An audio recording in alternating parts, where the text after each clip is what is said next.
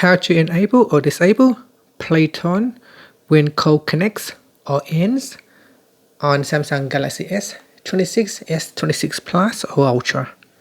First, tap on the home button to return back to the home screen.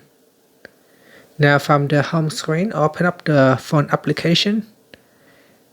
Next, we tap on the More button at the top, and then tap on Settings.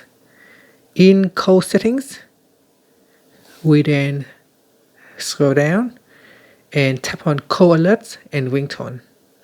From here, we then go down and tap on Play Tone when call ends or when call connects. Tap on the toggle button to disable or enable this feature. And that's it. Finally, tap on the home button to return back to the home screen. Thank you for watching this video. If you find it helpful, please like and subscribe to my channel for more videos.